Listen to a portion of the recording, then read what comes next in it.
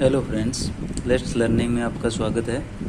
आज हम शरीर के विभिन्न तंत्र के बारे में देखते हैं और शरीर के विभिन्न तंत्रों में सबसे पहले हम श्वसन तंत्र के बारे में देखेंगे।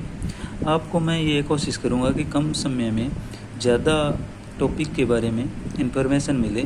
जो कि 3-4 घंटे का टॉपिक होता है वो आपको कम से कम समय में उपलब्ध करवाने की कोशिश करूँगा, जो कि आपके लिए फ़ायदेमंद होगा। तो देखते हैं श्वसन तंत्र। जीवों में होने वाली वह प्रक्रिया जिसमें भोज्य पदार्थों का अपघटन या ऑक्सीकरण करके ऊर्जा प्रदान की जाती है, इसे श्वसन कहते हैं। श्वसन की संपूर्ण क्रिया को संपन्न करने के लिए जटिल जीवों में श्वसन तंत्र पाया जाता है। जो जटिल जीव होते हैं, जैसे कि जंतुओं में क्या होता है, श्वसन तंत्र पाया जाता है। पादप में श्वसन में ऑक्सीजन का अंतःग्रहण रंध्रों द्वारा किया जाता है, जो बाद में कोशिका स्तर पर श्वसन में काम आती है। जो रंध्र होते हैं पत्तियों में, उनके द्वारा क्या होता है, ऑक्सीजन का अंतःग्रहण किया जाता है। जंतुओं में इस कार्य के लिए जटिल तंत्र कार्य करता है। जो जंतु होते हैं उनमें जटिल तंत्र कार्य करता है, जिसे श्वसन तंत्र हम कहते हैं। श्वसन क्रिया एक अपचयी क्रिया है। यह एक इम्पोर्टेंट है कि यह एक अपचयी क्रिया है, कैटाबॉलिज्म क्रिया है। इस क्रिया में शर्करा और ग्लूकोज का ऑक्सीकरण होता है और जिसके फलस्वरूप कार्बन डाइऑक्साइड एवं जल बनते हैं तथा ऊर्जा का निष्कासन होता है और ऊर्जा एटीपी के रूप में संचित होती है। यह भी क्वेश्चन पूछा जाता है कि ऊर्जा किस रूप में संचित रहती है, तो एटीपी के रूप में संचित रहती है। यह एक ऊष्माक्षेपी क्रिया है। यह भी पूछ सकते हैं कि श्वसन क्रिया कौन सी क्रिया है, तो यह एक ऊष्माक्षेपी क्रिया है। इसके बाद देखते हैं श्वसन प्रक्रिया को 2 भागों में बांटा गया है। एक तो होता है बाह्य श्वसन, एक होता है आंतरिक श्वसन।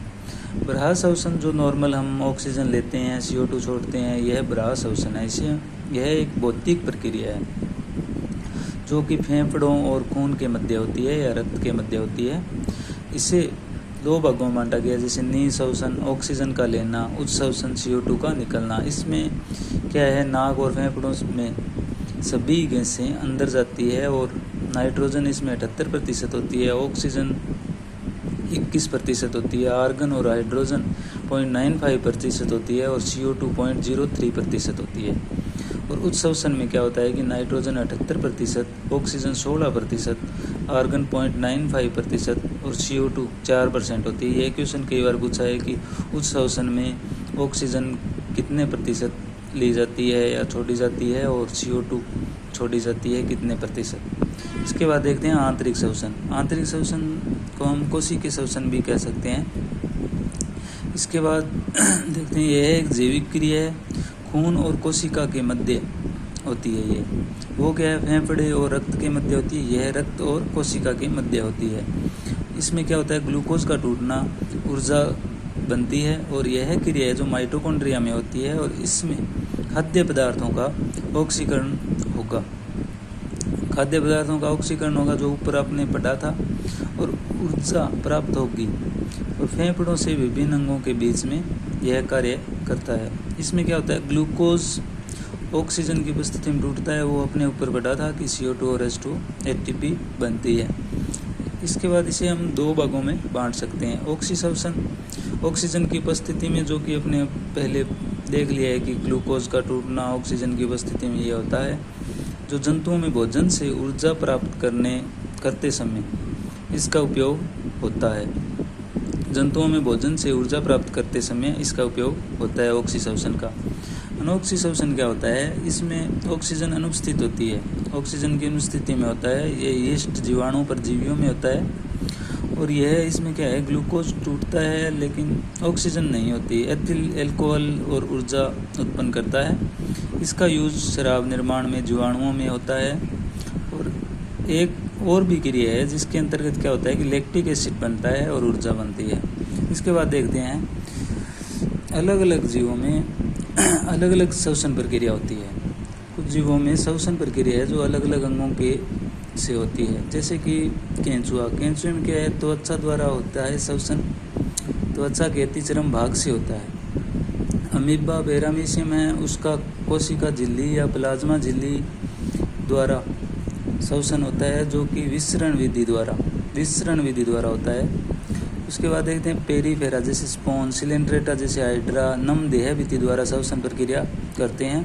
केंचुए में श्वसन प्रक्रिया है जो अमीबा और हाइड्रा की तुलना में जटिल होती है, यह भी पूछ सकते हैं, थोड़ा इम्पोर्टेंट है। ऑर्थोपोडा, मोलस्का, मछली, इनमें श्वसन क्रिया गिल्स के द्वारा होती है। कॉकरोच, टिड्डा, मकड़ी, कनखजूरा, कीट, इनके अंतर्गत विशेष प्रकार की नलिकाएं होती है श्वसन के लिए, जिनके द्वारा श्वसन क्रिया करते हैं। कशेरुकियों में फेफड़े द्वारा श्वसन क्रिया की जाती है, जैसे उभयचर, सरीसृप, पक्षी, स्तनधारी, ये सब क्या है, फेफड़े द्वारा करते हैं। मेंढक क्या है, फुफ्फुसीय श्वसन भी करता है और क्यूटेनियम श्वसन जो सतही श्वसन है वो भी करता है, यह दोनों प्रकार का श्वसन करता है। इसके बाद देखते हैं मनुष्य में श्वसन तंत्र।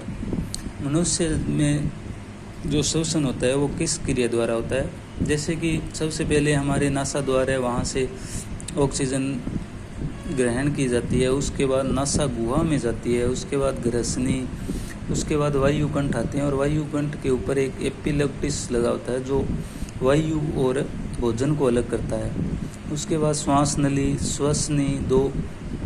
श्वास नली को दो भागों में बांटती है, श्वसनी। उसके बाद श्वसनिकाएँ आती है, श्वसनिकाओं से फेफड़े में जो वायु कोष्ठिका वाहिनियाँ होती है वहाँ पर ऑक्सीजन जाती है। उसके बाद वायु कोश या कुप्पिका, एल्वियोली जिसे कहते हैं, उसके अंतर्गत ऑक्सीजन जाती है। उसके बाद यह ऑक्सीजन रक्त के अंदर जाती है और यह रक्त कोशिका के अंदर ऑक्सीजन को लेके जाता है।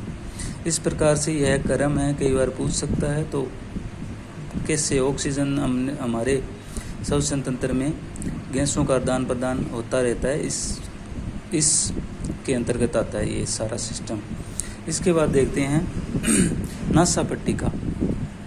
मनुष्य में दो नासिका वेशम या कक्ष को अलग करती है। जो नस बीच में नेजल सेप्टम होती है उसे हम नासा पट्टिका भी कहते हैं। नासिका चैम्बर 3 भाग में बांटा गया है। नासिका जो चैम्बर होता है, प्रकोष्ठ या प्रघाण कक्ष, एक तो है प्रकोष्ठ या प्रघाण कक्ष, वेस्टिक्युलर चैम्बर भी जिसे कहते हैं। बराहा नासिका छिद्र में खुलता है, जो बराहा नासिका छिद्र है वहाँ पर खुलता है, वहाँ रोमयुक्त त्वचा होती है, म्यूकस व मेम्ब्रेन होता है और यह हवा को छानने का काम करता है। उसके बाद है दूसरा श्वसन कक्ष, यह एयर कंडीशनर की तरह काम करता है। और ग्रहण कक्ष, यह सुगंध का पता लगाने में काम करता है। तो ये नासिका चैम्बर के 3 भाग हैं, जिनके बारे में कई बार क्वेश्चन पूछ सकता है कि एयर कंडीशनर का काम कौन करता है, सुगंध का पता किससे लगता है। तो ये